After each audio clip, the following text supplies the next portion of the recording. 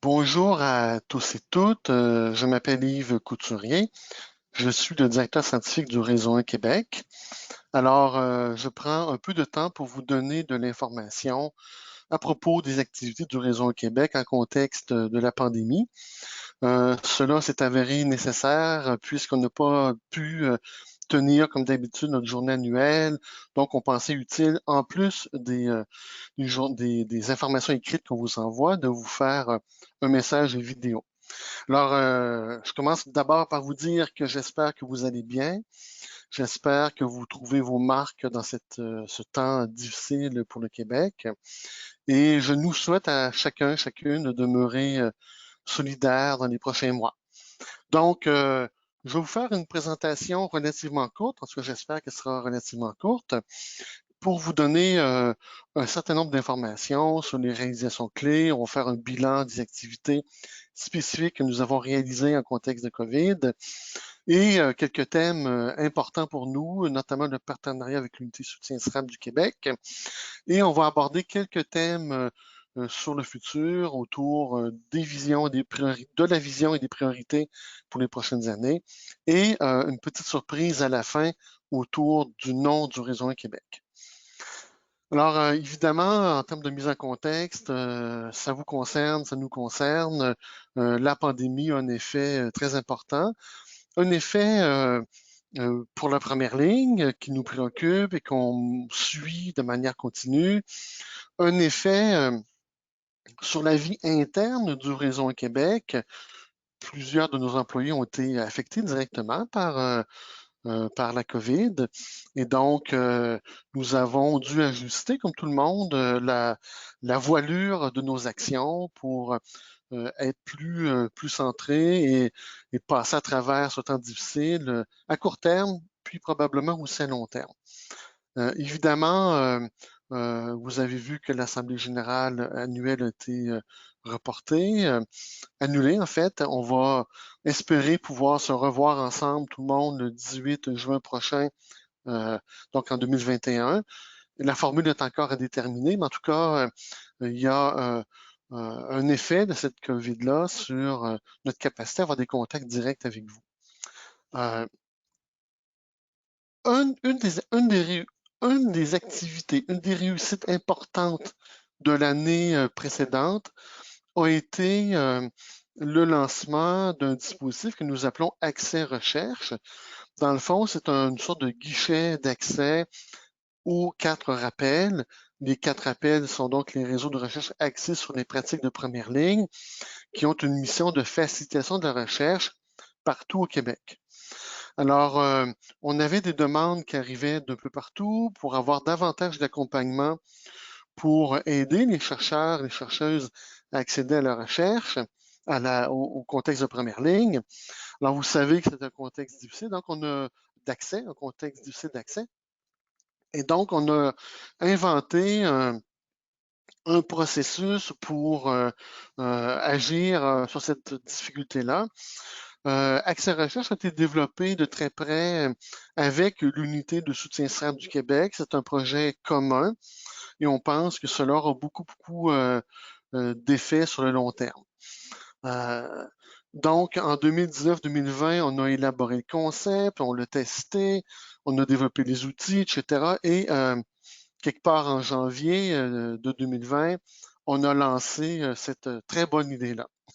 Vous comprenez bien que concrètement, la COVID est venue rendre très difficile la mise en œuvre opérationnelle d'Accès Recherche, mais ce n'est que partie remise. Donc, on continue à travailler à son développement interne, je peux dire, les outils, les processus, etc., la gouvernance. On continue à soutenir le développement de la capacité des rappels à faire leur travail de facilitation de la recherche.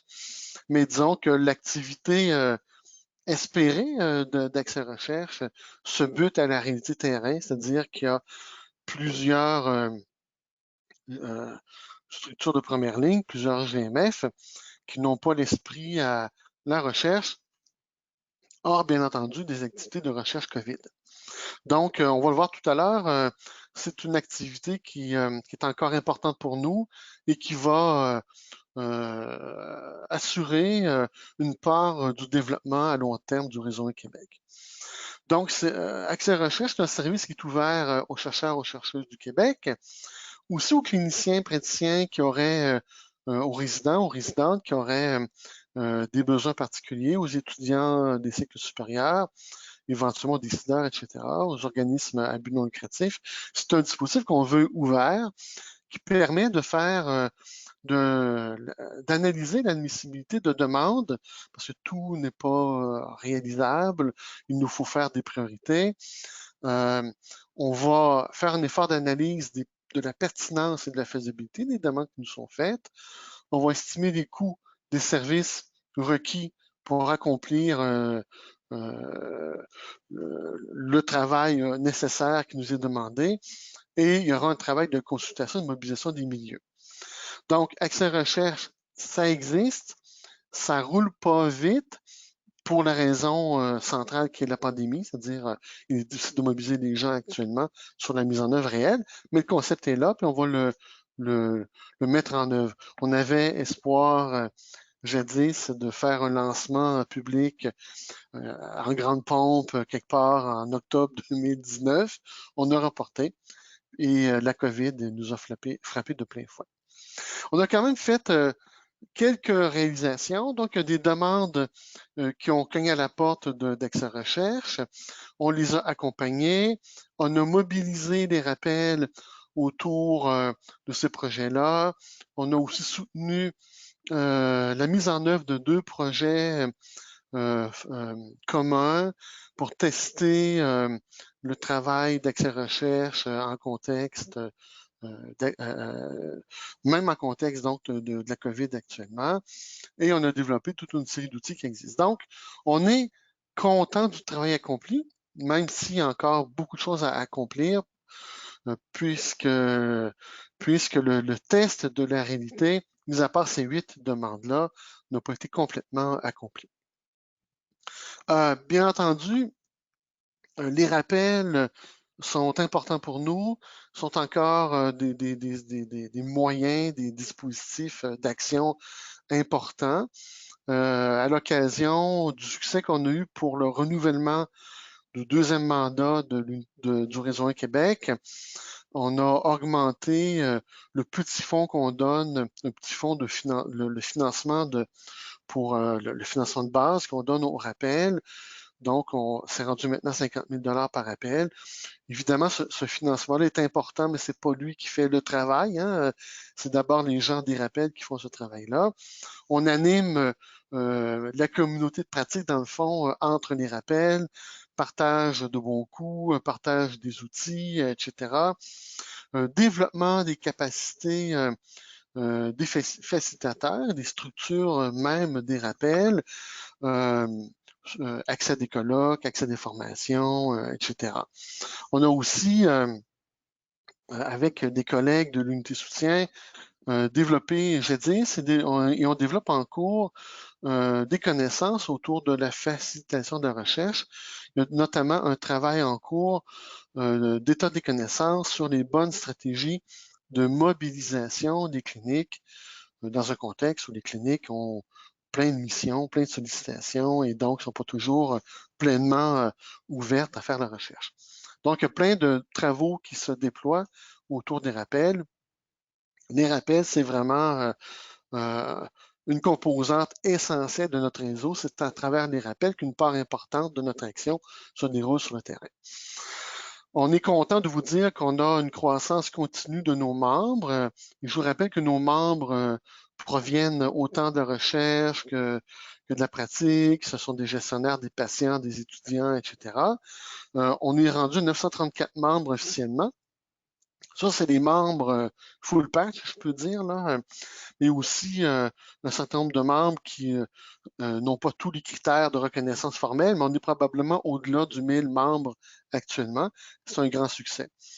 Malgré la pandémie, on a réussi à maintenir un certain nombre d'activités de communication avec vous, des bulletins, des messages spéciaux, des ressources dédiées de l'information dédiée donc à des thématiques COVID-19, réseaux sociaux, etc. Donc, c'était important pour nous que malgré la COVID, qu'on reste présent dans vos esprits et qu'on soit utile autant que faire se peut, puis à la hauteur de nos moyens, bien entendu. Et on a fait plein d'activités de tout ordre là, qui visaient l'accroissement des capacités des membres.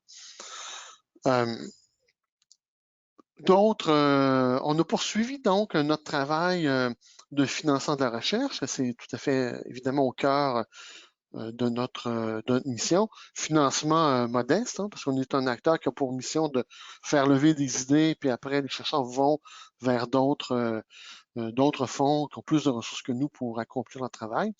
Mais on sait que les fonds qu'on donne, soit en développement, soit en innovation, ont des effets leviers.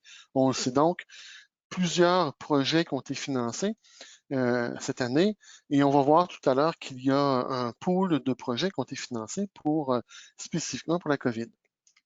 Donc, je vous ai mis à l'écran les titres des projets qui ont été financés. On voit que ça couvre toutes sortes de thématiques, des thématiques qui peuvent être plus larges que les seuls GMF universitaires dans lesquels on est plus intense, mais on a une volonté d'aller un peu plus large. Et on voit qu'on a des collègues de toutes les universités, de toutes disciplines. Là, et donc, c'est assez varié comme financement. On est très, très fiers de ça. Et cette année, on est très fiers aussi de voir qu'un certain nombre de projets sont fondés sur des valeurs essentielles au réseau Québec, notamment le système de santé apprenant, etc. Ce pas des critères de sélection, là, mais le fait qu'il y ait cette mobilisation-là vers ces valeurs-là, c'est important pour... ça montre qu'on a, avec d'autres, là, un peu d'effet sur le terrain. Bien entendu, on travaille à travers donc les activités de financement de la recherche, on travaille avec les rappels, puis on travaille aussi à travers ce qu'on nous on appelle à l'interne des fonctions transversales. Elles sont nommées toutes les trois ici.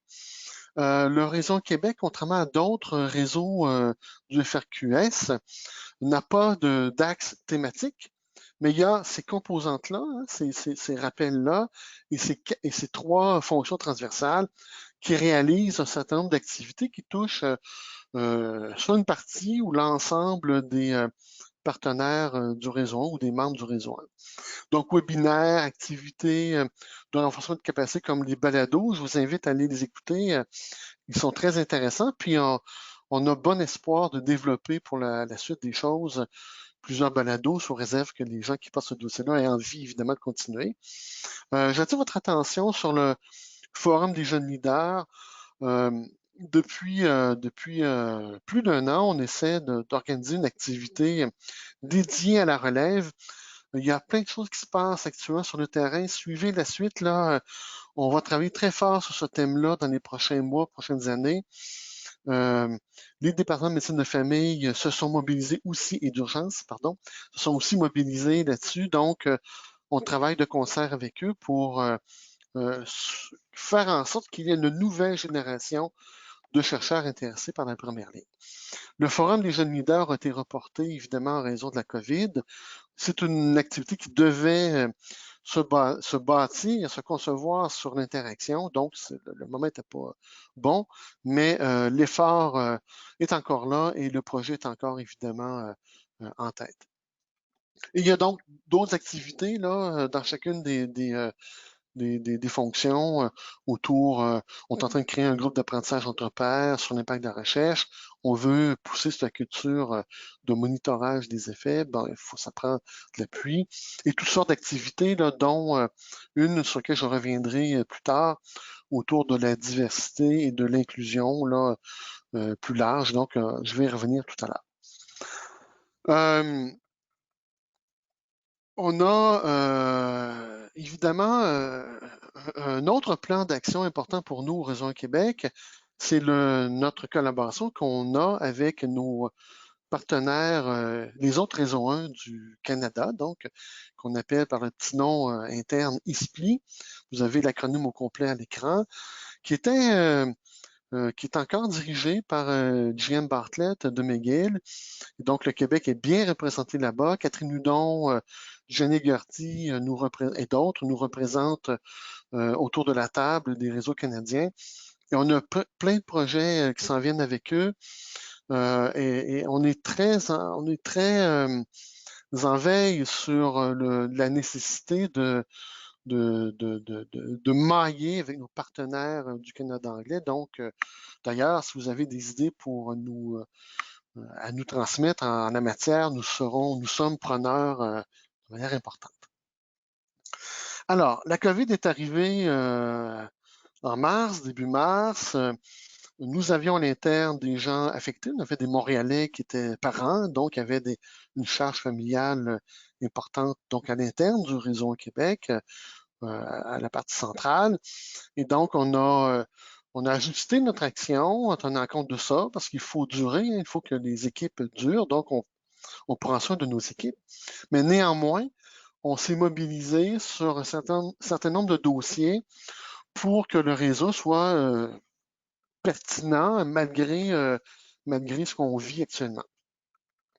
Donc, on a sollicité un grand nombre de textes de réflexion. On pensait qu'avec l'ambiance d'urgence et l'ambiance un peu désordonnée, puis la gouvernance pas toujours cohérente, etc., qu'il était utile de prendre à la hauteur. Donc, on a mis à votre disposition les textes de réflexion. Je vais y revenir tout à l'heure. Nous avons accompli une veille des besoins et des innovations en première ligne et on s'en est servi aussi pour mobiliser un grand nombre de partenaires. Vous allez les voir tout à l'heure. Donc, on est très content de ça. La COVID nous a permis de se solidariser avec de nouveaux amis, donc on était très content de ça. Vous avez reçu constamment de l'information COVID-19 triée par l'équipe du Réseau 1 Québec. Daniel Chammer a porté ce dossier-là avec Isandre de manière importante. Et on a participé aussi au relais du travail qui était fait par le réseau SPI canadien que j'évoquais précédemment. On a aussi, c'est pas à l'écran, mais on va y revenir tout à l'heure, lancé un programme de subvention spéciale pour la COVID. On va en parler tout à l'heure. Donc, on a fait un travail important de monitorage donc des besoins et des innovations. Vous vous rappelez, hein, jadis, on avait fait une banque de données des innovations. On l'a enrichi par les premières rounds j'essaie d'éviter de dire vagues, ça fait 2-3 vagues de sondages. Donc, pendant la première ronde de sondage, on a donc capté ces innovations-là, puis on a pris des contacts avec les gens, puis on a mis en banque pour usage ultérieur de l'information sur les innovations en première ligne. Puis on a fait, grâce au bon travail de Mélanie-Anne Smithman, un travail de mise en forme très pédagogique qu'on envoie à des décideurs, par des acteurs d'intérêt de manière importante. L'analyse de ce travail-là a été beaucoup menée collectivement, là, collégialement. Il y a des patients partenaires, etc., des membres, mais Simon Descaries a joué un rôle important dans l'animation de ce travail d'analyse. Je vous mets à l'écran les titres, les noms des auteurs qu'on a sollicités pour faire des textes de réflexion. Puis vous le voyez là, on a vraiment des grands noms. Ce sont des textes qui prennent de la hauteur et qui, on espère, vont vous inspirer sur le long terme. On est en voie de les traduire pour les diffuser au Canada anglais, sous réserve que les auteurs sont d'accord, bien entendu. On a fait aussi des appels à projets dédiés.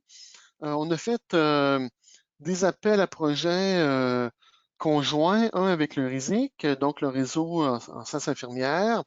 On a fait aussi un appel conjoint à 43 000 $, hein, c'est quand même beaucoup d'argent, avec le réseau en santé, le réseau dans les UQ en santé, et le réseau sur la santé des populations.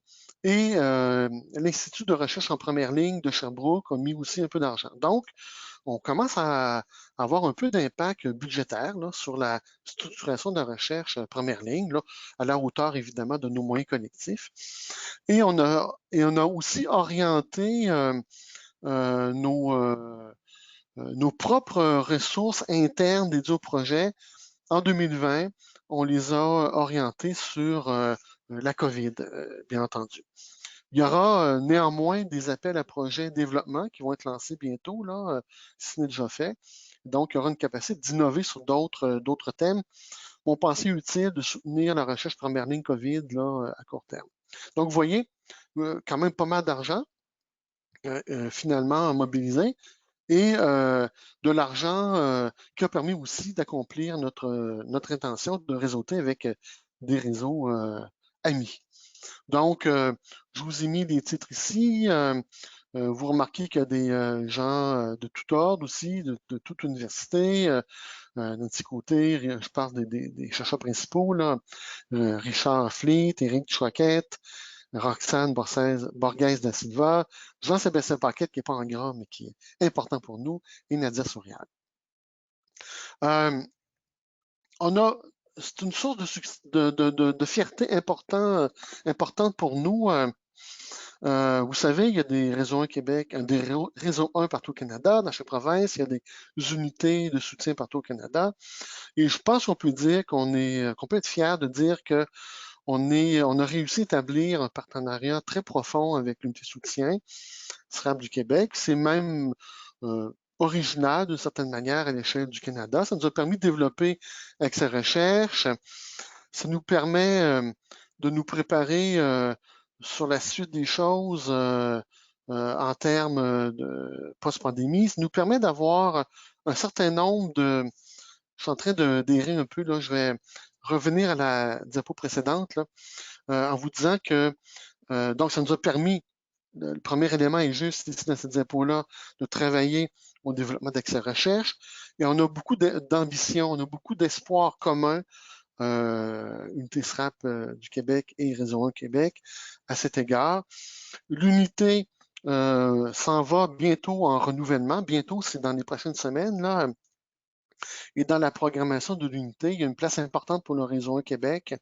Et on pense qu'en travaillant ensemble, il y aura un effet de synergie très important pour la suite des choses. Donc, on n'arrête pas notre travail avec l'unité soutien. On a plein de projets, puis c'est ce que je vais évoquer dans la diapo suivante, là. Et la plupart de ces projets-là vont se faire en consultation ou avec l'appui direct là, de l'unité soutien. Donc, Accès Recherche, j'en en parle pas plus.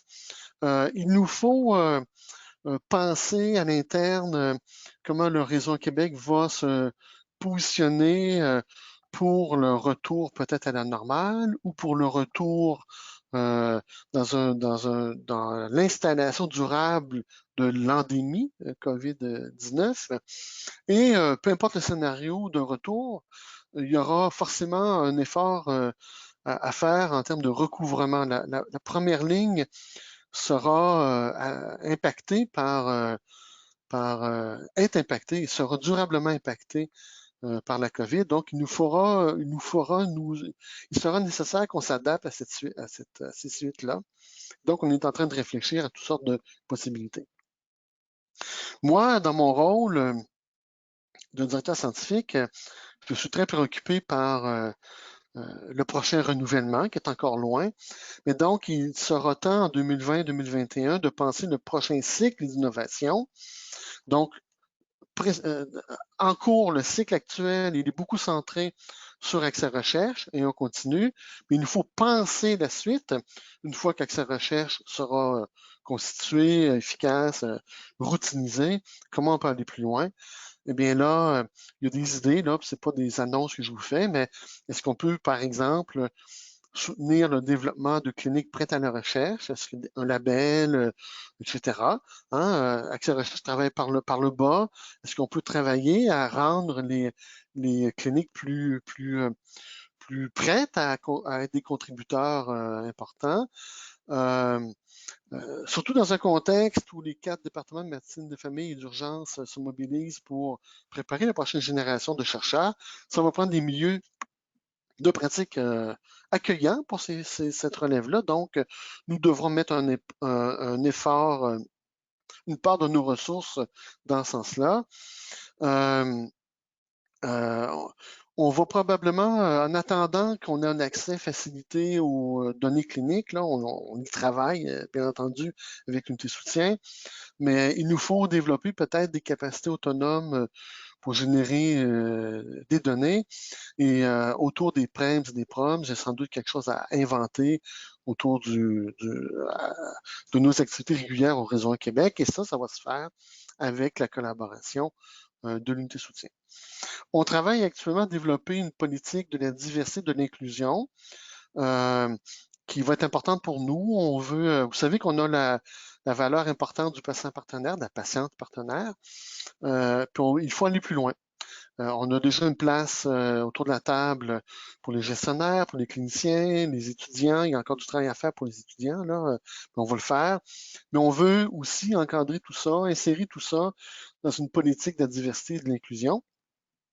Et on a mobilisé nos membres là-dessus. Puis il y a un comité de travail qui est en train de peaufiner une politique. Puis une fois que la politique va être, il y a un plan d'action. Une fois que la politique sera faite et que le plan sera tracé, bon, on va se lancer dans un cycle d'innovation à cet égard. Ce sera un premier cycle d'innovation. On ne va pas faire tout d'un coup, mais il y aura d'autres cycles d'innovation qui vont suivre en matière d'inclusion et de diversité. Il est important de remercier les employés du réseau 1, les membres du comité de direction, ceux qui jouent un rôle dans les fonctions, nos amis de l'unité soutien. Donc, on a mis un certain nombre de noms à l'écran et des photos Teams, là, c'est pas original. Peut-être cependant que la vidéo que je fais actuellement va marquer un petit peu l'histoire. Plus tard, j'espère qu'on rira de ces photos-là, de ce qui marque notre époque actuelle. Évidemment, je l'évoquais tout à l'heure, on se donne rendez-vous le 18 juin 2021. On est encore en train de réfléchir à la bonne formule. Ce sera certainement à distance, mais l'ampleur, la modalité, comment pourrons-nous être interactifs en contexte distant, donc c'est encore à définir, mais mettez ça à votre agenda dès maintenant. Un dernier point, à l'occasion des consultations de pré-renouvellement, il y a un certain nombre de gens consultés, des gens de qualité, des gens qui avaient un point de vue large, hein, nous ont souligné que le terme première ligne est un terme un peu désuet, pas toujours facile à traduire en anglais, bon, etc.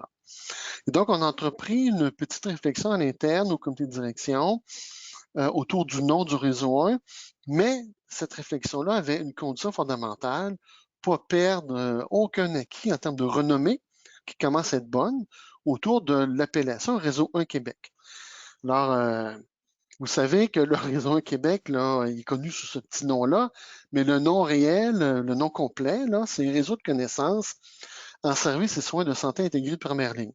C'est tout à fait un nom adéquat là, qui dit ce qu'on veut dire, mais il est un peu difficile à mémoriser, un peu difficile à traduire. Et même moi, je dois me confesser auprès de vous, là, après 4 ans à la direction, là, je ne l'ai pas encore complètement mémorisé. Donc, je m'en excuse. Mais c'est un bon nom, hein, au niveau du sens, c'est tout à fait ça qu'on voulait faire.